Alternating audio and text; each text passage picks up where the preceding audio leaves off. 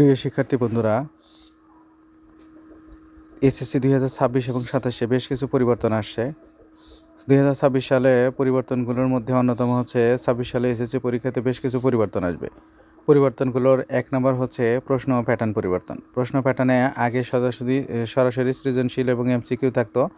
এখন সৃজনশীলের সাথে সংক্ষিপ্ত কিছু প্রশ্ন থাকবে, 10টা প্রশ্ন, সেখান থেকে 15টা প্রশ্ন থাকবে, সেখান থেকে 10টা প্রশ্নের উত্তর দিতে হবে। এছাড়া আর একটা বিষয় পরিবর্তন আসবে, পরীক্ষার কেন্দ্রে কোনোভাবেই দেখে লেখার সুযোগ থাকবে না। প্রত্যেকটি রুমে সিসিটিভি ফুটেজ থাকবে। একজন ইওনো সার্বিক তত্ত্বাবধানে থাকবেন এবং সিসিটিভি ফুটেজগুলো তিনি একটি রুমে বসে পর্যবেক্ষণ করবেন। হলের রুমে গিয়ে পর্যবেক্ষণ করার কোনো প্রয়োজন নাই। সে সাথে প্রত্যেক শিক্ষককে নির্দেশনা দেওয়া হয়েছে, তারা তাদের চাকরির ক্ষেত্রে কোনো প্রকার স্টুডেন্টদের পরীক্ষার হলে সহযোগিতা করতে পারবে না।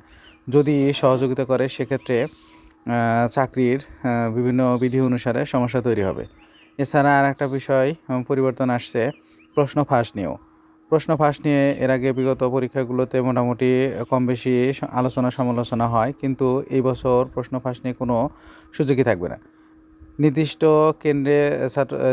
কেন্দ্রে ছাত্রছাত্রী প্রবেশের আধ ঘন্টা পর কেন্দ্র সচিব জানাবেন কোন সেট প্রশ্ন দিয়ে পরীক্ষা হবে। যেহেতু আগে থেকেই নির্ধারণ থাকবে না কোন সেটে পরীক্ষা হবে, সেহেতু অনেকগুলো প্রায় 10টার মতো সেট থাকবে প্রশ্ন প্যাটার্নে।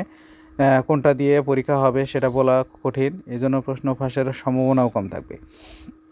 আরেকটি বিষয় হচ্ছে